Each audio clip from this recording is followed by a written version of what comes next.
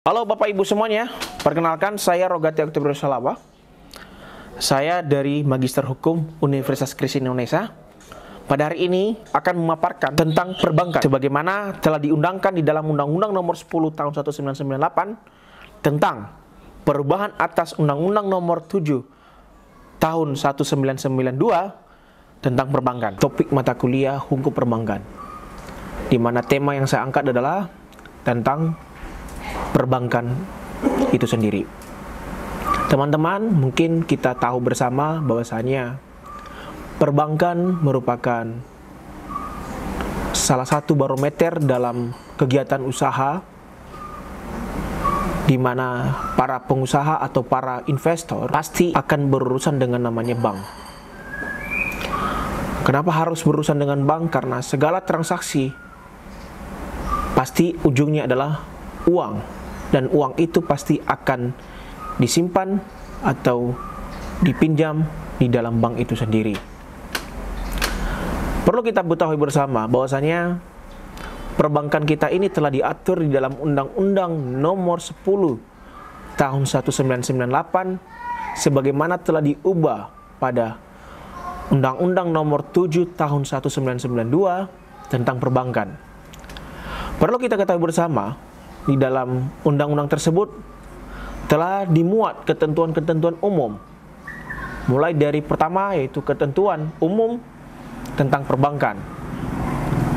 Untuk kita ketahui bersama, di dalam Undang-Undang Perbankan Nomor 10 Tahun 1998 pada pasal 1 ayat 1 telah dimuat mengenai pengertian perbankan. Jika kita lihat dan kita baca di sini di dalam undang-undang tersebut, perbankan adalah segala sesuatu yang menyangkut tentang bank, mencangkup kelembagaan, kegiatan usaha, serta cara dan proses dalam melaksanakan kegiatan usahanya. Artinya, perbankan itu merupakan bentuk usaha yang di dalamnya adalah bentuk usaha bank. Artinya, kalau kita lihat, bank itu sendiri memiliki definisi, yaitu bank adalah badan usaha yang menghimpun dana dari masyarakat dalam bentuk simpanan dan menyalurkannya kepada masyarakat dalam bentuk kredit dan atau bentuk lainnya dalam rangka meningkatkan taraf hidup rakyat banyak. Artinya, pada pasal 1 ayat 1 tadi dijelaskan tentang perbankan, yaitu segala sesuatu kegiatan usaha dalam bentuk bank. Dan di dalam definisi pasal 1 ayat 2 dijelaskan lagi lebih detail bahwa bank itu untuk menghimpun dana dari masyarakat dalam bentuk simpanan dan menyalurkannya kepada masyarakat. Nah, artinya selain bank itu menghimpun, dia juga harus menyalurkan agar proses kegiatan usaha bisa berjalan sebagaimana mestinya. Perlu kita ketahui bersama di dalam ketentuan umum, bank itu terbagi dua, yaitu bank umum dan bank perkreditan rakyat. Di dalam bank umum pasal 1 ayat 3 dijelaskan pengertiannya seperti ini.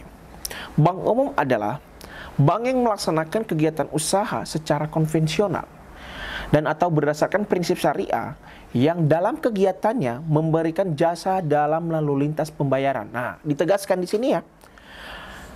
Kegiatan usaha secara konvensional ada satu. Kedua, berdasarkan prinsip syariah. Ketiga, dalam kegiatan usahanya memberikan jasa dalam lalu lintas pembayaran. Artinya bank itu merupakan jasa lalu lintas pembayaran terhadap para pelaku usaha. Beda halnya dengan bank perkreditan rakyat. Pasal 1 ayat 4 dijelaskan bahwasannya bank perkreditan rakyat adalah bank yang melaksanakan kegiatan usaha secara konvensional atau berdasarkan prinsip syariah yang dalam kegiatannya tidak memberikan jasa lalu lintas pembayaran. Beda dengan bank umum tadi.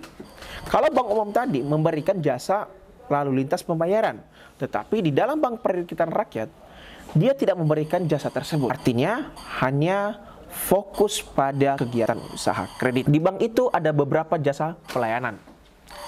Di dalam pasal 1 ayat 5 dijelaskan ada simpanan, di mana simpanan itu dana yang dipercayakan oleh masyarakat kepada bank berdasarkan perjanjian penyimpanan dana dalam bentuk giro. Nah, ada giro.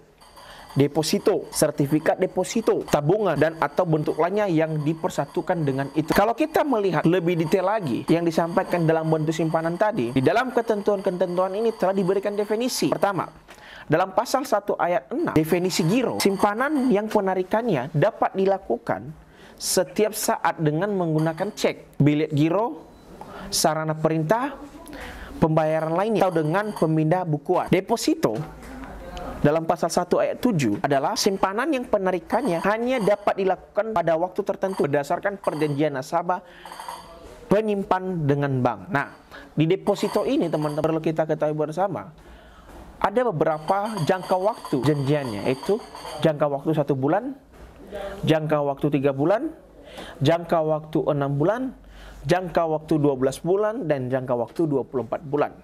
Berdasarkan perjanjian antara nasabah kepada bank dalam menyimpan dana dalam bentuk deposito.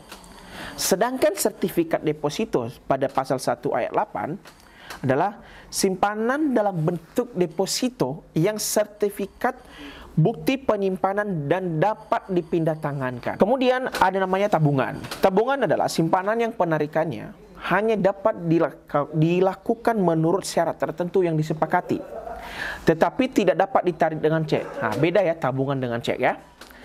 Bilet giro dan atau alat lain yang dipersamakan dengan itu. Nah, seperti ini tabungan dulu. Biasanya di bank-bank kan pasti banyak menawarkan namanya bentuk tabungan. Bisa tabungan berjangka, tabungan simpanan, tabungan masa tua, dan lain sebagainya.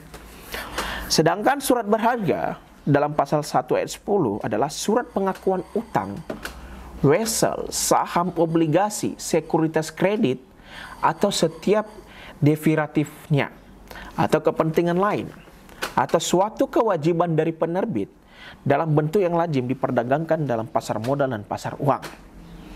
Nah, sedangkan kredit, di kredit adalah penyediaan uang atau tagihan yang dapat dipersamakan dengan itu berdasarkan persetujuan kesepakatan pinjam-meminjam antara bank dengan pihak lain atau antara bank dengan nasabah.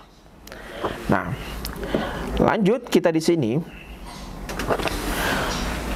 Pada pengertian di atas tadi mengenai tentang bank harus menganut namanya berdasarkan prinsip syariah. Nah, kalau kita lihat di dalam pasal 1 ayat 12 dan 13, pembiayaan berdasarkan prinsip syariah, di mana dalam pengertian ini penyediaan uang atau tagihan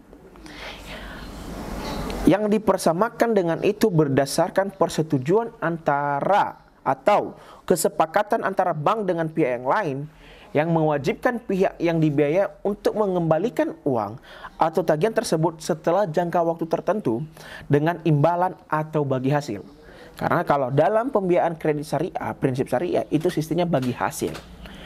Nah, kalau kita juga mendefinisikan apa itu artinya prinsip syariah, maka di dalam pasal 1 ayat 13 jelas dikatakan bahwa prinsip syariah adalah aturan perjanjian berdasarkan hukum Islam antara bank dengan pihak lain untuk menyimpan dana dan atau pembiayaan kegiatan usaha atau kegiatan lain yang dinyatakan sesuai dengan syariah, antara lain berdasarkan prinsip bagi hasil atau mudharabah, pembiayaan berdasarkan prinsip penyertaan modal atau musyarakah, prinsip jual beli dengan memperoleh keuntungan atau murabahah, atau pembiayaan barang modal berdasarkan prinsip sewa murni tanpa pilihan atau ijara, atau dengan adanya pilihan pemindahan kepemilikan barang yang disewa dari pihak bank oleh pihak lain atau ijara wa itinah. Nah, jadi teman-teman, dalam ketentuan-ketentuan ini sudah dijelaskan lebih detail. Jadi lebih lanjut kita bisa dapat membuka di dalam Undang-Undang Nomor 10 Tahun 1998. Sebuah bank harus menganut ada 4 prinsip kegiatan usaha di dalam perbankan itu sendiri. Di mana tadi kita sampaikan ada prinsip syariah. Nah, kita akan lebih detailkan lagi. Bank itu menganut namanya 4 prinsip. Pertama, prinsip kepercayaan. Kenapa harus ada prinsip kepercayaan? Karena di dalam bank prinsip yang utama untuk menjalankan kegiatan usahanya harus didasarkan pada prinsip kepercayaan atau istilahnya adalah fiduciary principle, di mana nasabah hanya dengan kepercayaan menyimpan sejumlah uang ke dalam bank dengan dasar kepercayaan terhadap bank tersebut, sehingga bank dan nasabah atau pihak lain hanya menganut sistem kepercayaan. Bank sebagai penghimpun dana, masyarakat yang menyetorkan dana, mereka didasarkan pada prinsip kepercayaan. Untuk menjaga dan memelihara kepercayaan ini, apabila nasabah percaya terhadap bank tersebut, maka sewaktu-waktu nasabah bisa menarik uangnya atau melakukan withdrawal terhadap uangnya di dalam bank tersebut. Di situ mulai kepercayaan. Apabila itu susah, maka itu hubungan kepercayaan itu tidak akan muncul lagi. Nah, dasar hukumnya yaitu pada pasal 29 ayat 4. Untuk kepentingan nasabah, bank wajib menyediakan informasi mengenai kemungkinan timbulnya risiko kerugian sehubungannya dengan transaksi nasabah yang dilakukan melalui bank. Artinya, setiap bank itu harus memberikan informasi yang detail kepada nasabah terhadap resiko-resiko yang dialami oleh nasabah suatu saat. Kedua, bank harus menjalankan namanya prinsip kehati-hatian. Kenapa? Harus didasarkan pada pasal 2 Perbankan Indonesia dalam usahanya berdasarkan demokrasi ekonomi dengan menggunakan prinsip kehati-hatian, dan selain itu juga pasal 16 hingga pasal 28 yang mengatur tentang bentuk hukum perizinan. Itu dasar hukumnya. Ya. Artinya di sini bank dalam menjalankan kegiatan usahanya lebih mengedepankan sikap seperti itu agar melindungi dana nasabah yang telah dipercayakan kepada bank. Nanti kita bisa membuka di pasal 49 ayat 2 atau di pasal 49 akibat dari nantinya bank apabila tidak melaksanakan namanya prinsip kehati-hatian. Bank itu juga harus melaksanakan namanya prinsip kerahasiaan. Karena bank itu harus memiliki prinsip rahasia dan tidak membocorkan dana nasabahnya kepada pihak lain, kecuali bila hal itu ditentukan dalam peraturan perundang-undangan. Seperti kredit masih bisa dibuka ke bank lain karena itu untuk dalam bentuk pembiayaan agar bank tidak kecolongan. Selain itu juga, perbankan harus mengenal namanya prinsip mengenal nasabah atau istilah bahasanya Know Your Customer, kalau disingkat KYC. Tujuan dari pengenalan nasabah ini adalah agar bank memiliki keleluasaan atau bisa mengetahui lebih lanjut tentang profil suatu nasabah tersebut. Karena tidak melaksanakan prinsip tersebut, maka bank bisa kecolongan. Bisa saja nasabah yang melakukan penyimpanan dana merupakan pelaku kejahatan terorisme, pelaku kejahatan narkoba, dan lain sebagainya. Bank dalam melaksanakan usaha ada beberapa hal sesuai dengan pasal 6. Dijelaskan usaha bank meliputi: pertama, menghimpun dana dari masyarakat dalam bentuk simpanan giro, deposito berjangka, sertifikat deposito, tabungan, dan atau bentuk lain yang dipersamakan dengan itu. Itu usaha perbankan. Yang kedua, memberikan kredit. Karena profit terbesar dari bank itu sendiri adalah dari kredit. Makanya bank dalam menjalankan kegiatan usahanya harus memberikan kredit. Menerbitkan surat pengakuan hutang. Membeli atau menjual atau menjamin atas risiko sendiri maupun untuk kepentingan atas perintah nasabahnya. Dari sini ada beberapa hal yang dibagi dalam pembagian ini. Pertama, Surat-surat wesel termasuk wesel yang diekspektasi oleh bank yang masa berlakunya tidak lebih lama daripada kebiasaan dalam perdagangan surat-surat yang dimaksud. Kedua, surat pengakuan hutang dan kertas dagang lainnya yang masa berlakunya tidak lebih lama dari kebiasaan dalam perdagangan surat-surat dimaksud. Kertas perbendaharaan negara dan surat jaminan pemerintah. Sertifikat Bank Indonesia atau disingkat dengan SBI. Obligasi, surat dagang berjangka waktu sampai dengan 1 tahun. Instrumen surat berharga lain yang berjangka waktu sampai dengan 1 tahun. Dan memindahkan uang baik untuk kepentingan sendiri maupun kepentingan nasabah.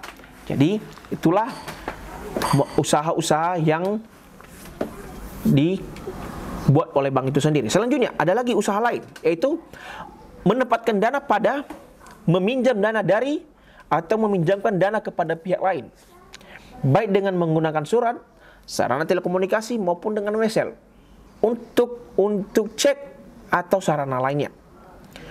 Menerima pembayaran dari tagihan atau surat berharga dan melakukan perhitungan dengan atau antar pihak ketiga. Selanjutnya, menyediakan tempat untuk menyimpan barang dan surat berharga. Melakukan kegiatan penitipan untuk kepentingan lain berdasarkan suatu kontrak, seperti safe deposit box. Melakukan penempatan dana dari nasabah kepada nasabah lainnya dalam bentuk surat-surat berharga yang tidak tercatat di bursa efek. Melakukan kegiatan anjak piutang, usaha kartu kredit, dan kegiatan wali amanat. Menyediakan pembiayaan dan atau melakukan kegiatan lain berdasarkan prinsip syariah sesuai dengan ketentuan yang ditetapkan oleh Bank Indonesia. Selanjutnya, melakukan kegiatan lain yang lazim dilakukan oleh bank sepanjang tidak bertentangan dengan undang-undang ini dan peraturan undang-undang yang berlaku. Selain dalam menjalankan usahanya, ada hal-hal yang dilarang di dalam bank umum. Pasal 10, melakukan penyertaan modal kecuali sebagaimana dimaksud dalam pasal 7 huruf B dan huruf C. Melakukan usaha perasuransian. Ingat, bank itu bukan usaha asuransi. Bank hanya bersifat referral sesuai dengan aturan OJK. Melakukan usaha lain di luar kegiatan usaha sebagaimana dimaksud dalam pasal 6 dan ayat 7. Itulah bentuk-bentuk larangan terhadap bank umum. Selanjutnya dalam pasal 8, bank dalam memberikan kredit atau pembiayaan harus berdasarkan prinsip syariah juga. Bank umum wajib mempunyai keyakinan berdasarkan analis yang mendalam atau itikat dan kemampuan serta kesanggupan nasabah debitur untuk melunasi utangnya atau mengembalikan pembiayaan dimaksud. Makanya bank itu harus menerapkan 4 prinsip dalam menjalankan kegiatan usahanya. Prinsip kepercayaan, prinsip kehati-hatian, prinsip kerahasiaan, dan prinsip mengenal nasabah. Sehingga dalam menjalankan kegiatan usahanya, apabila prinsip ini dijalankan, maka bank pasti akan sehat. Demikianlah pemaparan dari saya. Kurang lebih saya mohon maaf. Selamat pagi dan semangat pagi.